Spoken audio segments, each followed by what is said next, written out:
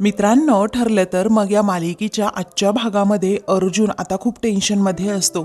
सायली मगाशी जे काही बोलली ते सगळं काही त्याला आठवत असतं. आता कारण विचारलेलं असतं की तू एवढी अपसेट का आहे, माझ्यावर का रुसली आहेस, बोलत का नाहीस. तेव्हा सायलीने सांगितलेलं असतं की तुम्ही माझा खूप मोठा विश्वासघात केलाय.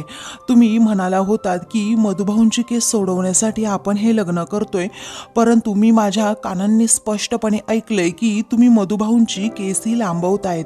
त्यामुळे मी तुम्हाला आत्ताच सांगते की दिवाळीनंतर मी माझ्या आश्रमामध्ये, मी माझ्या माणसांमध्ये निघून जाणार, ते पण कायमची.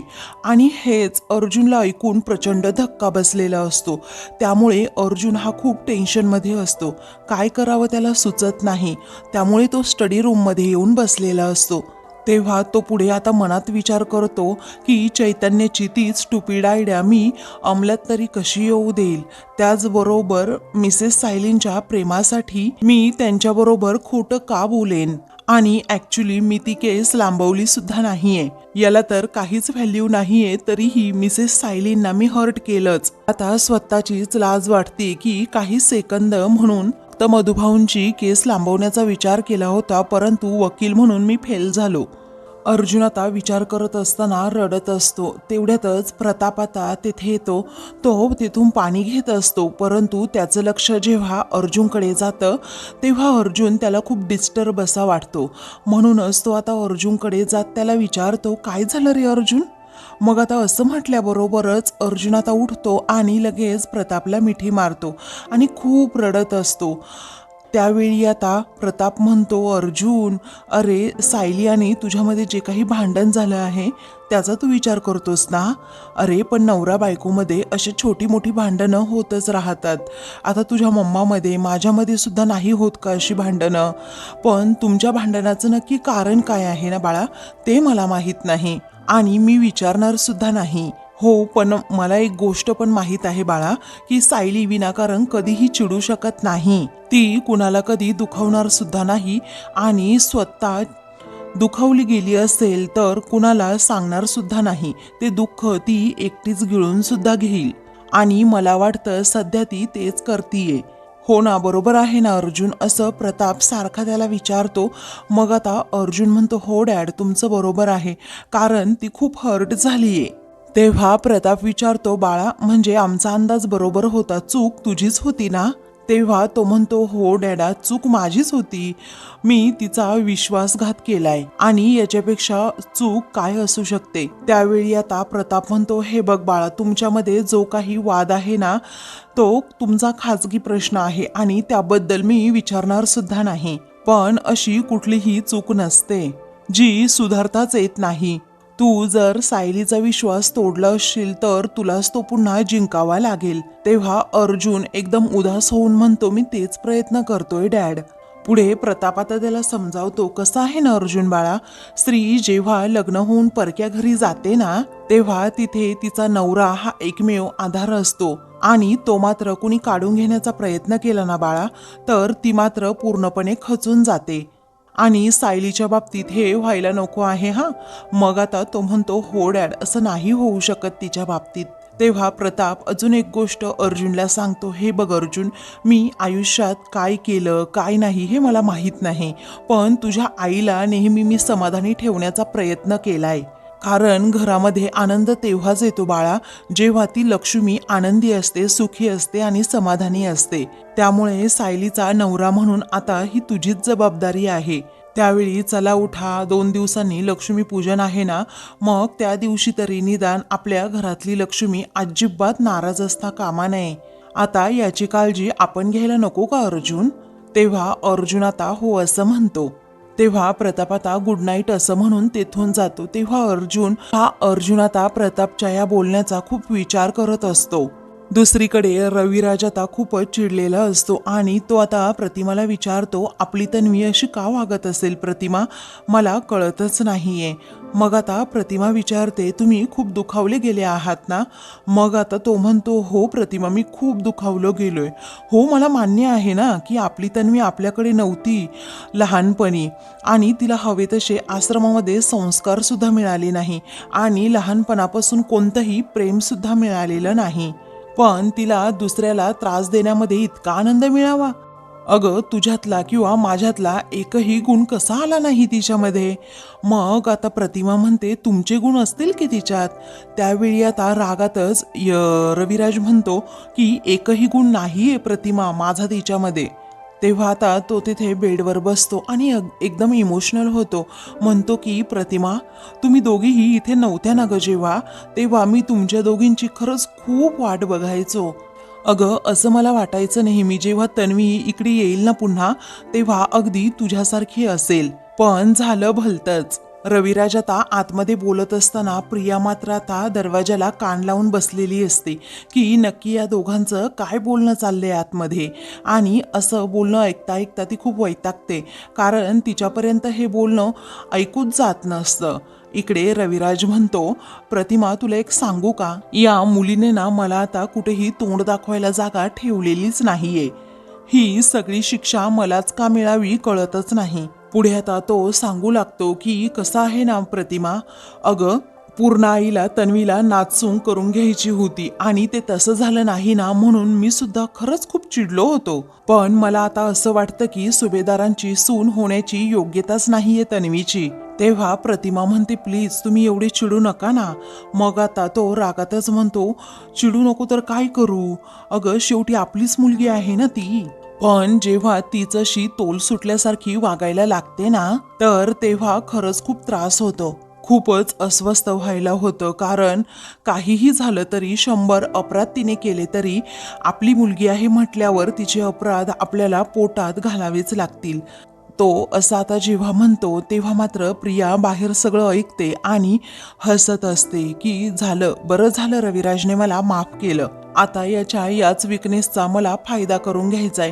शेवटी आई वडील ते आई वडील, कारण मुलांनी खाल्लेली माती ते बिचारे पचवतात. ते खरे आई वडील जर मला असते ना, तर मी कुठल्या कुठे गेले असते, असं प्रिया आता स्वप्न रंगवू लागते. इकडे अर्जुन आता रूम मध्ये येतो तेव्हा सायली मात्र गाढ झोपलेली असते.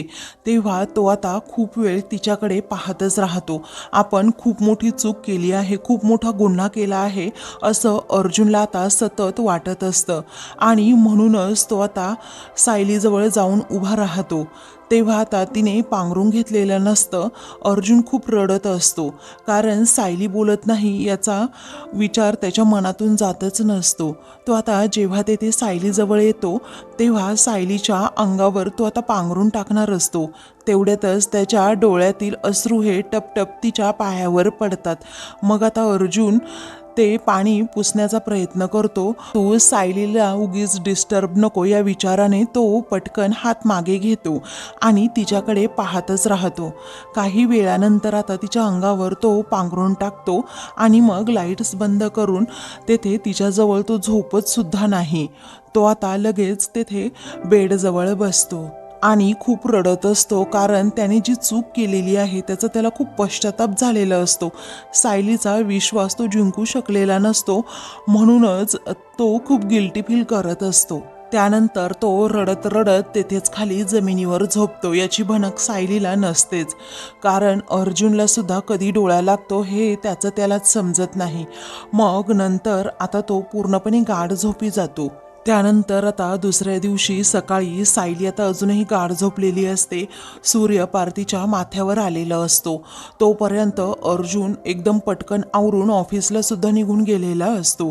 काही वेळानंतर आता सायली ही जागी होते आणि लगेच शेजारी पाहते तर तेथे अर्जुन नसतो आणि तो रूममध्ये सुद्धा नसतो. तेव्हा तिला आता प्रचंड धक्का बसतो आणि मग ती इकडे तिकडे पाहते आणि म्हणते, काय सर ऑफिसला गेले सुद्धा, असं म्हणून ती आता खूपच घाबरते. कारण अर्जुनचा टिफिन वगैरे तिने काहीही दिलेला नसतो. बरोबर अर्जुन सरांना रात्री मी माझा निर्णय सांगितला तर आहे, परंतु अर्जुन आता पुढे काय पाऊल उचलेल याचीही भीती तिला वाटत असते. तर आता इकडे अर्जुन ऑफिसमध्ये आलेला असतो. तेव्हा चैतन्यला आता तो सगळा काही प्रकार सांगतो की कशा प्रकारे त्या दिवशी सायलीने आपलं सगळं बोलणं ऐकलं आणि बोलणं ऐकल्यानंतरच ती माझ्यावर एवढी चिडली होती आणि म्हणूनच ती माझ्याबरोबर बोलत नव्हती. आणि अजून एक तिने मला सांगितलं ते म्हणजे दिवाळीनंतर मी माझ्या घरी म्हणजे आश्रमामध्ये निघून जाणार आहे. त्यावेळी चैतन्याला हे ऐकून जरा शॉकच बसतो आणि मग तो विचारतो, काय अर्जुन, खरंच सायली वहिनी निघून जाणार आहेत दिवाळीनंतर? मग आता अर्जुन म्हणतो हो. आता चैतन्य विचारतो, खरं आहे का हे अर्जुन? तेव्हा अर्जुन म्हणतो हो, हे खरं आहे. मग आता चैतन्य स्वतःलाच दोष देतो आणि म्हणतो, Arjun sorry, I am really very sorry. अरे मला माहीत होतं की हे अनइथिकल आहे, परंतु माझ्या मूर्खपणामुळे आता तुला खूप काही भोगावं लागते. मी जर असं केलं नसतं तर खरंच खूप चांगलं झालं असतं. हे सगळं ना माझ्यामुळे झालंय, असं म्हणून चैतन्य स्वतःलाच दोष देऊ लागतो आणि स्वतःच दोषी आहे यासाठी असं मानत असतो. मग अर्जुन आता त्याला समजावतो, हे बघ चैतन्य, तू स्वतःला दोष देऊ नकोस, तू तर मला फक्त हेल्प करत होतास. तेव्हा चैतन्य म्हणतो, अरे अशी हेल्प काय कामाची जेणेकरून तुझं नुकसान होईल? नुकसान तू काहीही माझं केलेलं नाहीये, मी स्वतःच करून घेतलंय असंच अर्जुन म्हणतो. कारण मला माहीत होतं अरे चैतन्य की मिसेस सायलींसाठी मधुभाऊ म्हणजे त्यांच्या सख्या वडिलांपेक्षाही जास्त आहेत. तरीही तू जे मला सोल्युशन सांगितलं होतं ते मी कन्सिडर केलं. ही माझी चूक आहे चैतन्य, ती तुझी नाही आहे, असं अर्जुन जेव्हा म्हणतो तेव्हा चैतन्य म्हणतो, नाही रे अर्जुन, ती तुझी चूक नाहीच आहे, ती माझी चूक आहे. जेव्हा मी हे तुला सांगितलं होतं ना तेव्हा तू माझ्या सनसनीत कानाखाली मारायला हवी होती अर्जुन. तू आत्ता माझ्या कानफाडात मार बरं, असं म्हणून आता चैतन्य सारखा फोर्स करतो. अर्जुनलाच त्याच्याबद्दल खूप वाईट वाटतं आणि मग तो म्हणतो, चूक सुधारण्याचे खूप मार्ग आपल्याकडे आहेत चैतन्य, आणि त्यात मला तुझी हेल्प हवी आहे. तेव्हा चैतन्य म्हणतो, तू सांग आता काय करायचं ते आपण करूयात. तेव्हा अर्जुन म्हणतो, आपल्याला काहीही करून कोर्टाची डेट मिळवायला हवी, ते पण दिवाळी अगोदर, कारण मी आता अख्खं जग हलवून सोडवणार आहे. पण मधुभाऊंना दिवाळीच्या अगोदर बेल मिळवून देईलच, असं अर्जुन आता ठरवतो. त्यावेळी चैतन्य म्हणतो, मी काहीही झालं तरी 100% आता प्रयत्न करतो, असं म्हणून तो लगेच आता तेथून जातो. तर आता इकडे सायली ही फराळाची तयारी सुद्धा करायला घेते आणि मग ती विमलताईला विचारते, विमलताई मी इथे सुकामेव्याची बरणी ठेवली होती, तुम्ही पाहिली का हो? मग आता विमल म्हणते की नाही पाहिली अहो. आणि मग त्यानंतर सायली म्हणते, मला पिठी साखर बनवून देताय ना? तेव्हा विमल म्हणते, हो सायलीताई देते ना, मी लगेच देते तुम्हाला पिठी साखर बनवून. तेवढ्यातच आता कल्पना तेथे येते आणि तिच्यासमोर सुक्या मेव्याची बरणी धरते. त्यावेळी आता सायली तिच्याकडे पाहतच राहते आणि म्हणते, आई अहो तुम्ही का आल्या स्वयंपाकघरात? तेव्हा आज सकाळी सकाळी तू फराळ बनवायला का घेतलास, असं आता कल्पना विचारते. मग आता सायली म्हणते, अहो दुपारच्या जेवणाची सर्व तयारी झाली होती ना, म्हणून म्हटलं की पटकन फराळ बनवायला घ्यावा, अहो तोंडावर दिवाळी आली आहे म्हणून. त्यावेळी कल्पना म्हणते, हो ते ठीक आहे, पण आता ते राहू दे जरा, मला तुझ्याबरोबर खूप महत्त्वाचं बोलायचं आहे. तेव्हा सायली म्हणते, अहो चकलीसाठी सोऱ्या मी धुवून ठेवलाय गच्चीवर आणि तो मी वाळला की घेऊन येते, जाऊ का? मग सायली विषय टाळण्याचा प्रयत्न करते. हे जेव्हा कल्पनाला समजतं तेव्हा कल्पना म्हणते की सायली राहू देत, तो सोऱ्या राहू दे. सायली म्हणते, वाळून जाईल ना पण? कल्पना म्हणते, होऊ दे काही पण मला आत्ता या क्षणी तुझ्याबरोबर थोडं बोलायचंय. आता तुझ्यामध्ये आणि अर्जुनमध्ये नक्की काय झालं ना बाळा, मी तुला विचारणार नाहीये. तुम्ही तुमच्या दोघांमधील जे काही वाद असेल ना ते नक्कीच मिटवाल, हे मला माहीत आहे. तेव्हा विमल म्हणते, वहिनी मी माझ्या खोलीत आहे, नंतर येते. त्यावेळी कल्पना म्हणते, नाही विमल थांब इथेच, आणि तुझ्यापासून तसंही काय लपलंय, कारण तू सुद्धा याच घरची आहेस ना. शिवाय जी परवा डिवोर्सची नोटीस आली आहे त्यावरून समजलंय ना आपल्याला की हे प्रकरण खरंच खूप पुढे गेलं आहे म्हणून. तेव्हा सायली आता म्हणते, आई पण असं नाहीये, अहो ती डिवोर्सची नोटीस मी पाठवली आहे का? मग आता कल्पना म्हणते, नाही बाळा, तू पाठवली नाहीये आणि हे आम्हा सर्वांना समजलंय, पण सर्वांना जो काही धक्का बसायचा आहे तो बसलाच ना. शिवाय पूर्णाईंना किती त्रास झाला हे तू तर पाहिलंच असेल. अगं वाद आमच्यातही होतात, परंतु ते बंद दाराच्या आड होतात ना, म्हणून कुणाला कळत सुद्धा नाही. आणि कसं आहे ना, नवरा बायकोचं नातं ही एक तारेवरची कसरतच असते. कारण कधी नवऱ्याने तोल सांभाळायचा असतो तर कधी बायकोने सांभाळायचा असतो. अगं याला तर संसार म्हणतात. पण सायली, तू हा तोल जाऊ देणार नाही ना बाळा?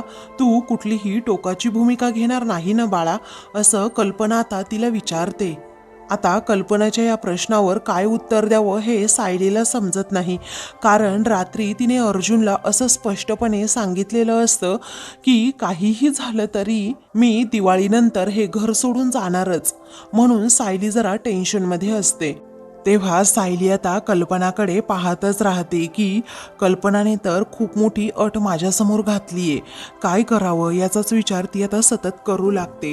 दुसरीकडे अर्जुन ऑफिसमध्ये बसलेला असतो तेव्हा चैतन्य तेथे जातो आणि अर्जुनला म्हणतो, अर्जुन एक खूप मोठी गुड न्यूज आहे, आपल्याला कोर्टाची उद्याच डेट मिळाली आहे. तेव्हा अर्जुन एवढा खुश होतो ना, त्याच्या चेहऱ्यावर एक वेगळाच आनंद येतो. तो म्हणतो की बरं झालं चैतन्य, तू खूप मोठं माझं काम केलं आहेस. तेव्हा अर्जुन म्हणतो, लगेच तू कामाला सुरुवात कर. हे बघ आता फायनली मिसेस सायलींच्या चेहऱ्यावर मला स्माईल दिसणारच आहे.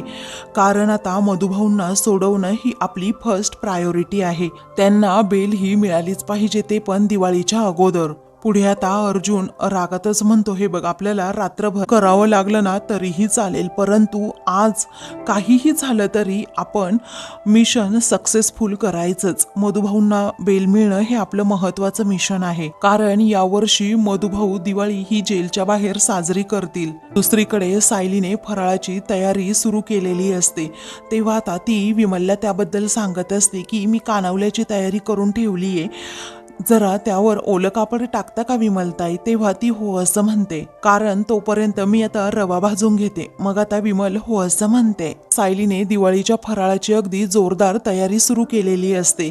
तेवढ्यातच कल्पना तेथे येते आणि म्हणते, सायली अगं तू एक गोष्ट करायला विसरली आहेस. तेव्हा कोणती गोष्ट असं सायली जेव्हा विचारते तेव्हा कल्पना म्हणते, तू श्वास घ्यायला विसरली आहेस. अगं हा फराळ करता करता तुझी दमछाक होते तरीही तू ऐकतच नाही. जरा स्वतःकडे सुद्धा लक्ष द्यावं अगं सायली. तेवढ्यातच काही वेळाने आता सायलीला एक फोन येतो. तेव्हा सायली आता म्हणते की आई जरा बघता का तुम्ही, असं म्हणून ती फोनवर बोलण्यासाठी जरा बाजूला येते. तेव्हा तो फोन आता कुसुमताईंचा असतो. मग आता कुसुम विचारते, सायली बाळा बोल ना, अगं तू कशी आहेस? तेव्हा सायली म्हणते, मी बरी आहे ग. फराळाची तयारी वगैरे झाली का तुझी? तेव्हा सायली म्हणते, फराळाची तयारी तर सुरू आहे, परंतु खरं सांगू का कुसुमताई, दिवाळी असूनही असा फराळ करावासा वाटत. मागच्या वर्षी एक दिवस का होईना मधुभाऊ हे घरी आले होते. यावर्षी मी काय सांगू ग त्यांना, मी अजूनही त्यांना सोडवू शकलेली नाहीये. मग आता कुसुम म्हणते, अगं कोणत्याही जबाबदारी अंगावर घेऊ नको, कारण मधुभाऊंना सोडवण्याची जबाबदारी ही तुझ्यावर नाहीये, त्या चिडक्या बिब्यावर आहे. तेव्हा त्याला हे प्रश्न विचार ना, असं आता कुसुम पुढे म्हणते. त्यावेळी आता सायली मनात विचार करते की कसं सांगू तुला कुसुमताई, अर्जुन सरांनी ही केस घेतली आहे खरं, परंतु बिनमहत्वाची केस आहे म्हणून ती लांबणीवर टाकण्याचा प्रयत्न करतायत. तेव्हा कुसुम आता विचारते, सायली ऐकू येतंय ना तुला? तेव्हा सायली आता म्हणते की अगं स्वयंपाकघरामध्ये जरा कमी ऐकू येतं ना, मी नंतर बोलू का तुझ्या बरोबर? तर सायली ही आता किचनमध्ये जाते. त्याच वेळी अर्जुन मम्मा मम्मा करत तेथे येतो. सायली आता त्याच्याकडे दुर्लक्ष करते. मग आता तो म्हणतो, मम्मा अगं मला अचानक कोर्टात जावं लागतंय, एक खूप महत्वाची केस आहे आणि हेअरिंग सुद्धा आहे. आज मला नाश्ता नको आणि डबा सुद्धा नकोय. तेव्हा कल्पना म्हणते, असं कसं बाळा, उपाशी जाणार का? वेळी चैतन्य म्हणतो, मावशी खरंच नको अगं, आम्ही दोघेही एकमेकांची काळजी घेऊ. तेव्हा कल्पना म्हणते, अर्जुन तू सुद्धा ना तुझ्या बायकोसारखा अगदी हट्टी आहेस.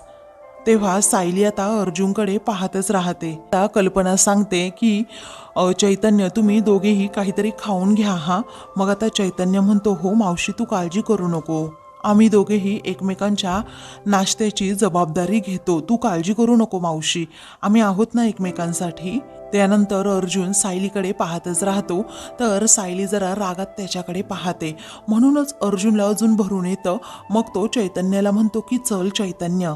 तेव्हा सायली मनातल्या मनात विचार करते, बघितलं ना मधुभाऊ, ज्यांच्यावर तुमच्या केसची जबाबदारी टाकलीये, सोडवण्याची जबाबदारी टाकलीये, ते तर दुसऱ्या केसमध्ये अगदी बिझी आहेत. मी एकटी पडलीये मधुभाऊ, असं म्हणून ती आता खूप टेन्शनमध्ये येते आणि म्हणते, मधुभाऊ आता मी तुम्हाला कशी सोडवू सांगा बरं. तर आता मित्रांनो, पुढील भागामध्ये अर्जुन कोर्टामध्ये हेअरिंग सुरू करतो. जज साहेबांना सांगतो की मधुभाऊ आणि त्याचबरोबर विलासमध्ये झटापट सुरू झाली आणि त्याच झटापटीमध्ये विलास मधुकर पाटलांच्या हातून पिस्तूल घेण्याचा प्रयत्न करत होता, बरोबर. मग तुम्हीच सांगा मिलॉर्ड, त्या पिस्तुलावर ठसे असायला पाहिजे की नाही, कारण त्या पिस्तुलावर फक्त माझे क्लायंट मधुकर पाटील यांच्याच हातांचे ठसे आहेत. ती ठसे पुसणारी तिसरी व्यक्ती साक्षी शिखरे नसेल हे कशावरून. तेव्हा साक्षी आता खूपच घाबरते. मित्रांनो, अशाच मालिकेंचे पुढील भाग पाहण्यासाठी चॅनलला सबस्क्राईब करा.